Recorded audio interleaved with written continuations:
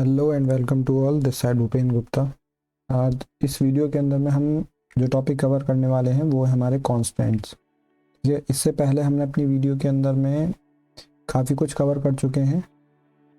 काफ़ी कुछ का मतलब है कि हमने ये देख लिया कि टेबल कैसे क्रिएट की जाती है। ठीक है, टेबल को क्रिएट करना देख लिया था, टेबल को शो करना देख लिया था, टेबल को डिस्क्राइब करना देख लिया था, DESC डिस्क्राइब करना देख लिया था। उसके अंदर में टेबल को अगर मुझे डेटाबेस को ड्रॉप कराना होता है तब हमने वो देख लिया था। तो ये कुछ टॉपिक्स हैं जो हमने अपने लास्ट वीडियो के अंदर में कवर किए थे। आज इस वीडियो के अंदर में हम जो कवर करने वाले हैं वो हमारा टॉपिक है कॉन्स्टेंट्स। जनरली कॉन्स्टेंट्स होते क्या हैं, तो ये करते हैं कंडीशन को रेफर जो भी हम कॉलम्स के ऊपर में अप्लाई करेंगे। ठीक है, इन कॉलम्स के ऊपर में हम अपनी कंडीशंस को अप्लाई करने के बाद में अपने डेटा को किस तरीके से सही बना सकते हैं, एक्यूरेट बना सकते हैं, उसमें कंप्लीटनेस ला सकते हैं या फिर कंसिस्टेंस बना सकते हैं डेटा को। ठीक है, वो किसकी हेल्प से बनाएंगे? वो बनाएंगे हम कॉन्स्टेंट्स की हेल्प से। कॉन्स्टेंट्स क्या करेगा? मेंटेन करेगा इंटीग्रिटी को। इसके ऊपर में जो भी हम डेटा को एंटर करने जा रहे हैं ना, उसके ऊपर में इंटीग्रिटी को मेंटेन करके रखेगा। ठीक है, अब ये क्या करते हैं? These are used to limit the type of a data that can be go into a table।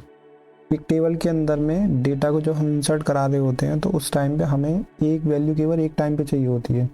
तो अगर मैं एक टाइम पे एक वैल्यू दे रहा हूँ ना, तो इसका मतलब मैं अपने डेटा के अंदर में सही तरीके से काम कर रहा हूँ। अगर मैंने प्राइमरी की कोई, सपोज करो प्राइमरी की कोई मैंने एक से ज़्यादा बार वैल्यू दे दी, वन को मैंने एक प्राइमरी की बनाया, मैंने एक कॉलम बनाया है प्राइमरी की के लिए और वो बनाया ID। ठीक है, इस ID को मैंने क्या किया? प्राइमरी की बना दिया।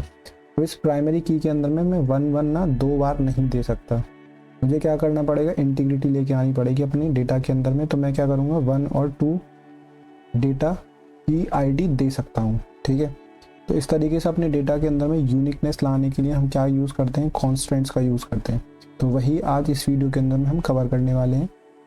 So without being further delay, let's start our today's topic is data integrity through constants।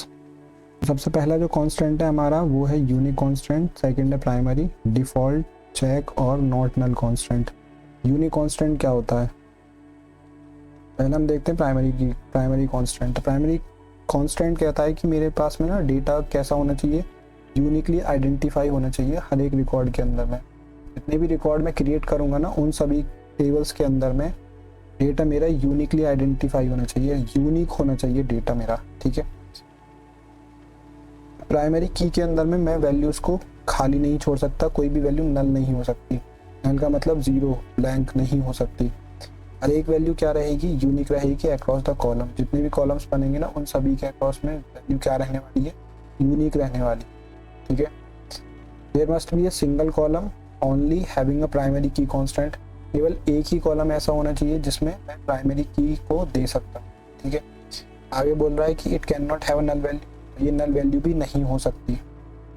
हर एक रो क्या रहेगी? हमारी यूनिक रहनी चाहिए। इसकी सिंटेक्स क्या कहती है? तो हमने ये देख लिया था कि हम टेबल को कैसे क्रिएट करेंगे। ठीक है, टेबल को क्रिएट किया हमने। जैसे हम टेबल को क्रिएट करते हैं ना, नॉर्मली हमें टेबल को वैसे ही क्रिएट करना है जैसे इसमें दे रखा है। क्रिएट करना है, टेबल लिखना है, टेबल का नेम है, फिर ब्रैकेट स्टार्ट करेंगे, फिर कॉलम का नेम, फिर डेटा टाइप, फिर उसका साइज। हमें लास्ट में लिखना है प्राइमरी कांस्टेंट को लिखना है। जो भी हम कांस्टेंट देना चाहते हैं वो हमारा कहाँ कब आएगा? डेटा टाइप के बाद में हम लिखेंगे। प्राइमरी की है, नल है, नॉट नल, यूनिक है, इस तरह की कांस्टेंट को हम कहाँ लिखेंगे? लास्ट में, जब हम अपने डेटा को लिख लेंगे। ठीक है, जैसे इसमें एग्जाम्पल गिवन है,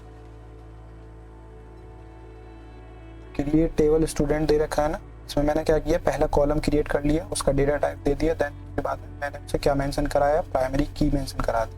ठीक है, तो इस तरीके से मैंने क्या किया? अब रोल नंबर को ना प्राइमरी की बना दिया। नेक्स्ट आता है हमारा यूनिक कांस्टेंट। तो यूनिक कांस्टेंट और प्राइमरी की कांस्टेंट में इतना डिफरेंस है, यहाँ पर हर एक वैल्यू ना यूनिक तो होगी, क्योंकि यूनिक कांस्टेंट है तो वैल्यू तो ऑब्वियस सी बात है यूनिक बनेगी। ठीक है, हम इसके अंदर में नल वैल्यू रख सकते हैं, लेकिन प्राइमरी की के अंदर में we can not contain a null value. हम नल वैल्यू नहीं रख सकते उसे। नल का मतलब है कि मैं ब्लैंक नहीं छोड़ सकता, खाली नहीं छोड़ सकता मैं उसे। मुझे कोई ना कोई वैल्यू कंसिडर करनी पड़ेगी। लेकिन यूनिक के अंदर में ऐसा कुछ नहीं होता। यूनिक कांस्टेंट के अंदर में हम नल वैल्यू रख सकते हैं, मतलब मैं खाली छोड़ सकता हूँ उसे, ठीक है। अब इसके बाद में आता है क्या, तो इसकी भी सिंटेक्स कुछ ऐसा ही है। मैंने पहले को क्या बनाया था, प्राइमरी की बना दिया, दूसरे को क्या बना दिया, यूनिक बना दिया। नेक्स्ट आता है नॉट नल कांस्टेंट, थर्ड। तो नॉट नल कांस्टेंट क्या कहता है कि मैं जिस भी कॉलम को लिख रहा हूँ ना, वो कॉलम कुछ ना कुछ वैल्यू कंटेन करेगा, मैं उसे खाली नहीं छोड़ सकता। किसी भी कंडीशन के ऊपर में मैं उस वैल्यू के, उस कॉलम के अंदर में ना, उस वैल्यू को एम्प्टी नहीं छोड़ सकता, नल नहीं छोड़ सकता, मुझे कोई ना कोई वैल्यू देनी होगी। नॉट नल कांस्टेंट यही कहता है कि constant can not contain null values. इसकी सिंटेक्स क्या है, तो इसकी भी सिंटेक्स कुछ ऐसे ही है। नेम को ना मैंने वेरिएबल कैरेक्टर दिया, मतलब डेटा टाइप दिया, उसके बाद में नॉट नल लिख दिया। तो इसका मतलब मैं इस वैल्यू में जो नेम है ना, नेम के अंदर में मैं नॉट नल लिखा है मैंने कांस्टेंट को, तो इसका मतलब मैं इसे कोई भी नाम देना कंपलसरी होगा।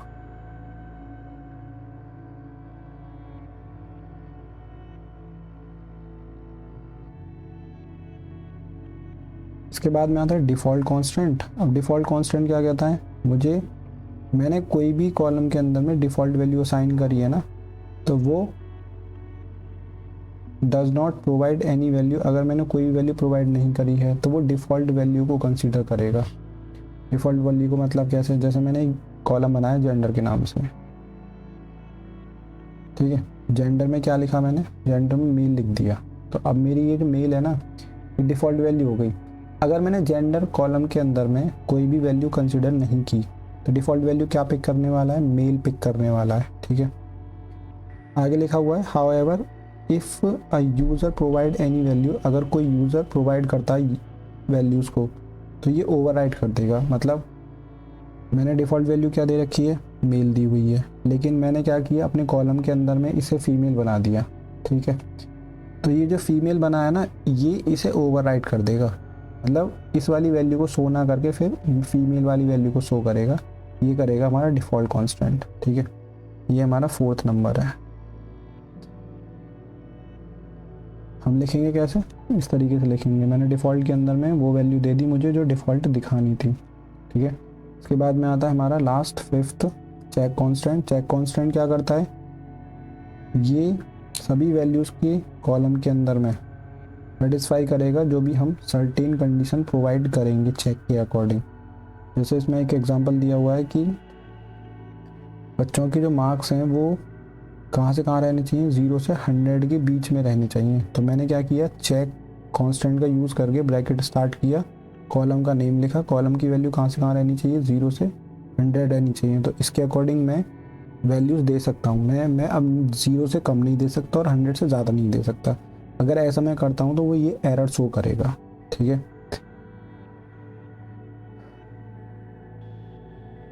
अब हमने क्या किया, इन कांस्टेंट को जान लिया, ठीक है। ये कांस्टेंट इस तरीके से काम करते हैं। अब इन्हें हम क्या करेंगे, MySQL के थ्रू एक बार अप्लाई करके देखेंगे कि अगर मैं वैल्यूज़ के अंदर में कांस्टेंट अप्लाई करता हूँ तो वो किस तरीके से काम करती हैं, ठीक है। तो चलते हैं अपने MySQL की तरफ में। हम अपने MySQL कमांड लाइन के अंदर में आ गए, ठीक है। इसमें क्या करना है, हम जितने भी कांस्टेंट पढ़े हैं ना, इसके अकॉर्डिंग एक टेबल क्रिएट करते हैं, ठीक। अब टेबल क्रिएट करने के लिए मुझे किस कमांड का यूज़ करना पड़ेगा, तो क्रिएट टेबल का यूज़ करना पड़ेगा, क्रिएट टेबल, ठीक है। मैं एक टेबल का नाम लिख देता हूँ SYS लिख दिया, ठीक है। कोई भी नाम दे सकते हैं, नाम लिखा मैंने। अब क्या करना है, ब्रैकेट स्टार्ट करना है। ब्रैकेट स्टार्ट करके मैं सबसे पहले देना चाहता हूँ ID, ठीक है। ID किस टाइप का रहेगा, डेटा टाइप इंटीजर टाइप का। मैं इसे क्या करूँगा, प्राइमरी की बना दूंगा, PRIMARY प्राइमरी की, ठीक है। मैंने क्या किया, ID को प्राइमरी की बना दिया। अब नेक्स्ट देखते हैं नेम। तो मेरा नेम रहेगा varchar वेरिएबल कैरेक्टर टाइप, तो इसमें मैंने 30 दे दिया। इसके बाद में क्या करेंगे, इसे मैं नॉट नल रखना चाहता हूँ, नॉट नल मतलब मैं इसे ब्लैंक नहीं छोड़ना चाहता, ठीक। इसके बाद में आता है क्लास। क्लास मेरी इंटीजर टाइप की होगी, मैं इसे बनाता हूँ यूनिक नहीं बनाते, इसे भी नॉट नल करते हैं, ठीक है। के बाद में क्लास आता है, फिर आता है जेंडर जेंडर के अंदर मैंने लिखा ये वेरिएबल करेक्टर टाइप होगा, और वेरिएबल करेक्टर टाइप की वैल्यू 6 लिख देते हैं। के बाद में मैंने इसे क्या लिखा, डिफ़ॉल्ट, DEFAULT, ठीक है। डिफ़ॉल्ट के अंदर में मैंने इसे दिया मेल, डिफ़ॉल्ट में क्या दे दिया, मेल दे दिया, ठीक है, ULT, ठीक। के बाद में एक यूनिक का बना लेते हैं, तो यूनिक में हम क्या लेंगे, रजिस्ट्रेशन नंबर ले लेते हैं, रजिस्ट्रेशन नंबर। रजिस्ट्रेशन नंबर में,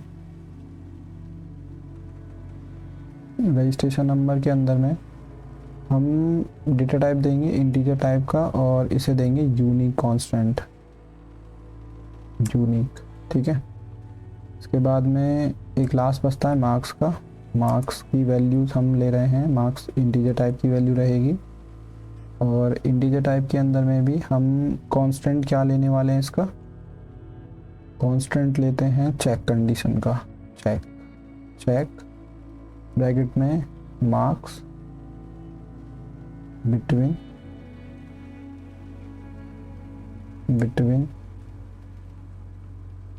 0 से 0 एंड 100 के बीच में, 100, ठीक है।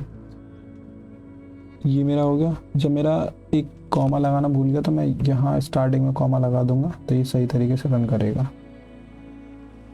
बोला मेरी ये रो क्रिएट हो चुकी है, ठीक है। अब मैंने एक टेबल को क्रिएट कर लिया। अब टेबल के स्ट्रक्चर को देखने के लिए हम किस कमांड का यूज़ करेंगे, तो यूज़ करेंगे DESC का, DESC। तो ये आ गया मेरा स्ट्रक्चर, ठीक है। अब क्या करते हैं, जो मैंने टेबल बनाई है, इस टेबल के अंदर में ना वैल्यूज़ को इंसर्ट कराते हैं, मतलब रोज़ क्रिएट करेंगे। इस बार रोज़ कैसे क्रिएट की जाती हैं, तो इंसर्ट कमांड का यूज़ करेंगे, इंसर्ट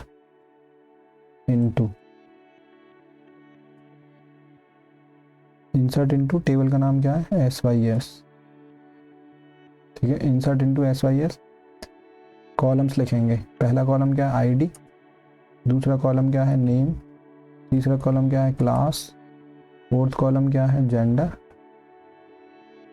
इसके बाद में REG, रजिस्ट्रेशन नंबर, ठीक। इसके बाद में आता है मार्क्स। हम क्या करेंगे, जो भी मैंने कॉलम्स बनाए हैं ना प्राइमरी की कांस्टेंट के अकॉर्डिंग, उन्हें एक एक करके चेक करेंगे कि अगर मैं अप्लाई करता हूँ देन रिजल्ट क्या आता है, अगर अप्लाई नहीं करते हैं देन रिजल्ट क्या आता है, वैल्यूज़, ठीक है। और वैल्यूज़ के अंदर में मैंने ID देनी है, तो ID मैंने क्या लिखा है, की किस टाइप की है, प्राइमरी की टाइप की है, तो मैंने पहले की लिख दिया। इसके बाद में कोई भी एक रैंडम नेम दे देंगे, जैसे मैंने ए भी दे दिया, ठीक है। उसके बाद में क्लास है, क्लास किस टाइप की, इंटीजर टाइप की है, इसे भी मैं नॉट नल नहीं रख सकता। वो पहले एक एक करके देखेंगे, पहले मैं प्राइमरी की के अकॉर्डिंग काम करते हैं। एक टेबल क्रिएट कर लेता हूँ, एक रो क्रिएट कर लेता हूँ पहले। जेंडर हो गया मेरा फीमेल, कॉमा, इसके बाद में रजिस्ट्रेशन नंबर, तो रजिस्ट्रेशन नंबर में 102 लिख दिया। फिर बाद मार्क्स आते हैं, मार्क्स के अंदर मैंने 75 लिख दिया।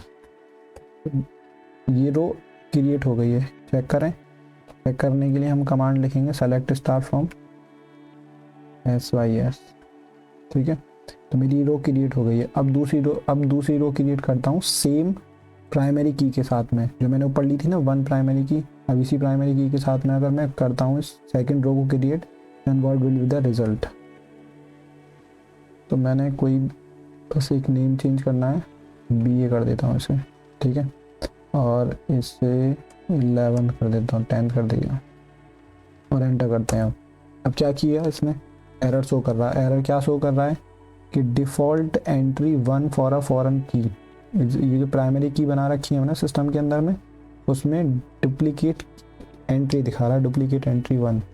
तो जैसे मैं इसे चेंज करूँगा ना, तो ये तुरंत रन कर जाएगा।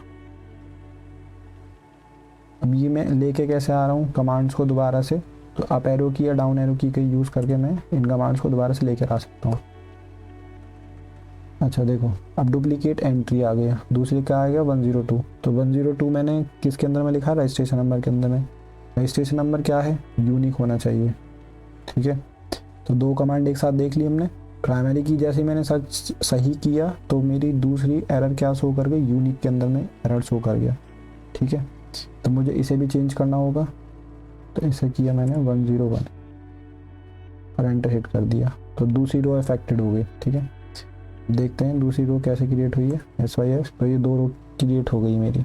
ठीक, अब दूसरा चलते हैं हम नेम की तरफ में।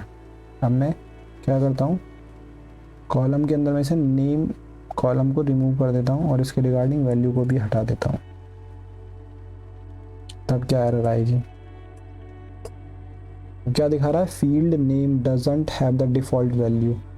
तो मैंने क्या किया, कॉलम का नेम रिमूव कर दिया और उसकी वैल्यू रिमूव कर दी। अगर मैंने ऐसा किया तो इसका मतलब क्या कि अगर मैंने ऐसा किया है ना, तो मेरे पास में पहले डिफ़ॉल्ट वैल्यू होनी चाहिए इसमें वैल्यू को एंटर कराने के लिए। लेकिन मैंने तो क्या लिखा था, नॉट नल लिखा था। तो इसका मतलब मैं वैल्यूज़ को ना खाली नहीं छोड़ सकता, मुझे कोई ना कोई वैल्यू कंसिडर करनी पड़ेगी। तो वही करते हैं।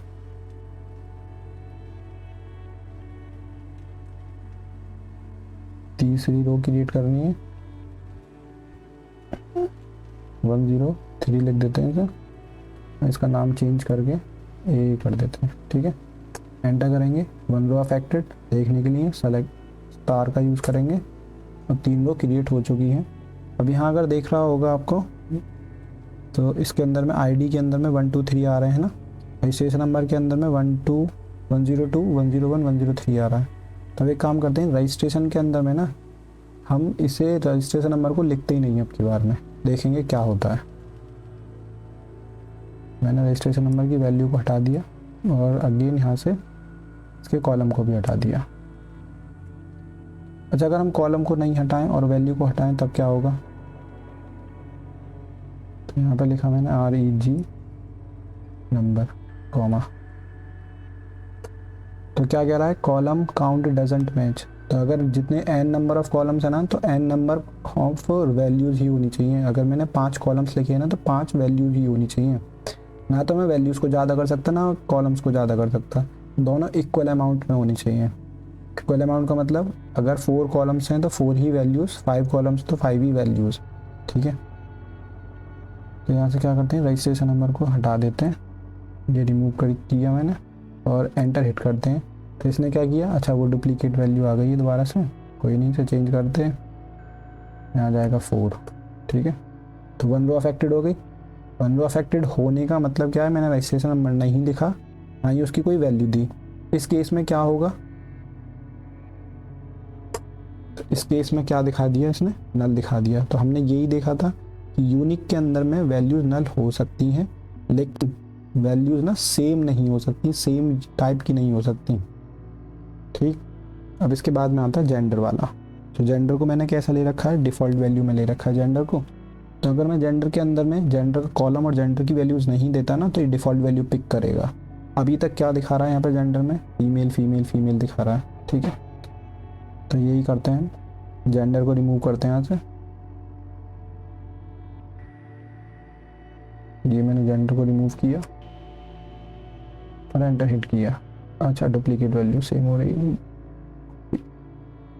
टाइप किया मैंने इसे, इसके नाम को चेंज करके AZ कर दिया और इसके रजिस्ट्रेशन नंबर को भी चेंज करना पड़ेगा, मुझे 104 कर दिया और एंटर हिट किया। तो 1 रो अफेक्टेड का मतलब कि रो क्रिएट हो गई है विदाउट एनी एरर। चेक करते हैं, तो ये रहा मेरा, देखो ये मेरी 5th रो है ना, 5th रो के अंदर में मैंने नेम चेंज किया था, मैंने जेंडर की वैल्यू कंसिडर नहीं की थी। यहाँ पे देखो, जहाँ से कोई भी जेंडर की वैल्यू नहीं है, जेंडर का कॉलम नहीं है, ना ही मैंने जेंडर के रिगार्डिंग कोई वैल्यू ली है। तो इस केस में क्या किया इसने, डिफ़ॉल्ट वैल्यू को पिक किया है, क्योंकि मैंने जेंडर की डिफ़ॉल्ट वैल्यू क्या दे रखी थी, मेल दे रखी थी। ठीक है, तो ये थे हमारे कॉन्स्टेंट्स, हमने नल देख लिया। अच्छा, एक कंडीशन और रह रही है अभी, चेक वाली जिसमें मैं मार्क्स की वैल्यू 75 से अबव नहीं दे रहा हूँ, मतलब 100 से अबव नहीं दे रहा हूँ और 0 से कम नहीं दे रहा हूँ। अगर मैं ऐसा करता हूँ तब क्या होगा, तो मैंने यहाँ पे 101 लिख दिया मार्क्स की वैल्यू को। चेंज करना पड़ेगा 3।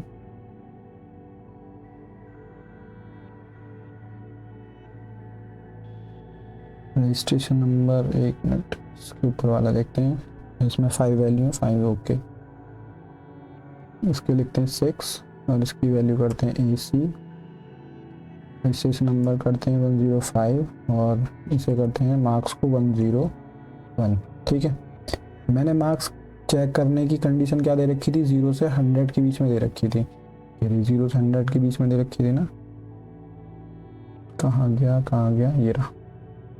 मार्क्स कहाँ से कहाँ है, 0 से 100 के बीच में। अगर मैंने 0 से 100 के बीच में वैल्यू दी है तो ये विदाउट एनी एरर वर्क करेगा, लेकिन अगर मैंने 0 से 100 से अबव दी है वैल्यू तो क्या शो करने वाला है ये, तो वही हम कंडीशन यहाँ चेक कर रहे हैं कि मैंने मार्क्स की वैल्यू 101 दी है, 100 से अबव है, देन रिजल्ट क्या होगा।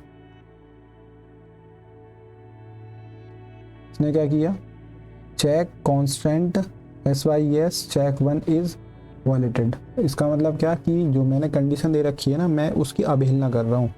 अवहेलना का मतलब मैं उस क्राइटेरिया को सेटिस्फाई नहीं कर पा रहा हूँ जो मैंने क्राइटेरिया मेंशन किया हुआ है। अब उस क्राइटेरिया के अंदर मैं वैल्यू देता हूँ, विदाउट एनी एरर वर्क करेगा, ये रिजल्ट मेरा शो हो जाएगा। तो मुझे वैल्यू को चेंज करना होगा, तो मैंने ये किया 1085 लिख देते हैं, तो ये मेरा चेंज हो गया। ठीक है, चेक करते हैं, ये आ गया मेरा 85। ठीक है, तो ये थे हमारे कॉन्स्टेंट्स जो इस वीडियो के अंदर में कवर कर लिए हमने। ये कुछ एग्जांपल्स दे रखे हैं। एग्जांपल्स में क्या है कि टेबल कैसे क्रिएट कर रखी है, क्योंकि एग्जाम के अंदर में तो इसी तरीके से हमें कांस्टेंट देखने को मिलेंगे। हमें कौन सा SQL थोड़ी ना मिल रहा है, सॉफ्टवेयर में नहीं मिलेगा, हमें क्या मिलेगा, ये इस टाइप का क्वेश्चन मिलेगा। इसके साथ में कैसे डील करेंगे, तो इस तरीके से डील करेंगे। हमें टेबल का नाम क्या दे रखा है, एम्प्लॉय, और इसमें ये स्ट्रक्चर दे रखी है। ठीक है, ये स्पेसिफिकेशन गिवन है, इस स्पेसिफिकेशन के अकॉर्डिंग काम करेंगे। तो ID की वैल्यू क्या है, प्राइमरी की है। यूज़र ID क्या है, यूनिक है हमारा। सैलरी क्या रहनी चाहिए, ग्रेटर देन 5000। और फर्स्ट नेम और लास्ट नेम हमारे क्या रहने चाहिए, नॉट रिमेन ब्लैंक रहने चाहिए, मतलब हम नॉट नल कांस्टेंट का यूज़ करेंगे इधर। ठीक है, टेबल कैसे बनाई हुई है देखो, क्रिएट टेबल एम्प्लॉय, एम्प्लॉय के नाम से टेबल है।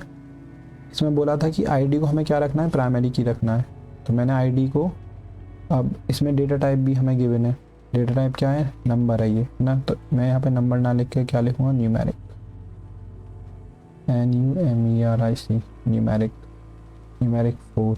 ठीक, ये प्राइमरी की के अंदर में आ गया। इसके बाद में फर्स्ट नेम का वेरिएबल कैरेक्टर क्या है, 30 है, तो मैंने फर्स्ट नेम के अंदर में डेटा टाइप क्या लिख दिया, 30। यहाँ क्या बोला था कि नॉट नल, और लास्ट नेम क्या होनी चाहिए, नॉट नल होनी चाहिए, तो मैंने प्राइमरी की कांस्टेंट क्या यूज़ किया, नॉट नल यूज़ किया। इसके बाद में आता है लास्ट नेम, इसमें भी अगेन वेरिएबल कैरेक्टर टाइप है, ये भी नॉट नल हो गया। नेक्स्ट आता है यूज़र ID, तो यूज़र ID को क्या रखना है, यूनिक कांस्टेंट रखना है, तो मैंने यूज़र ID दिया। यूज़र ID का डेटा टाइप क्या है, वेरिएबल कैरेक्टर, मैंने वेरिएबल कैरेक्टर दिया और यूनिक दे दिया। इसके बाद में आती है सैलरी, सैलरी के अंदर में नंबर, तो यहाँ पे भी हम नंबर ना लिख के क्या लिखेंगे, न्यूमेरिक। ठीक है, न्यूमेरिक 9,2। कंडीशन क्या दे रखी थी, ग्रेटर देन 5000, तो यहाँ पे चेक कांस्टेंट का यूज़ किया। ब्रैकेट के अंदर में सैलरी किससे ज़्यादा है, 5000 से ज़्यादा है, और लास्ट में ब्रैकेट क्लोज करके सेमीकोलन लगा देंगे। तो इससे क्या होगा, मेरा ये कांस्टेंट से टेबल क्रिएट हो जाएगा। ठीक है, इसमें न्यूमेरिक जो डेटा टाइप दे रखा है ना, इसमें 2 वैल्यू दे रखी है, एक 9 दिया हुआ है, एक 2 दिया हुआ है।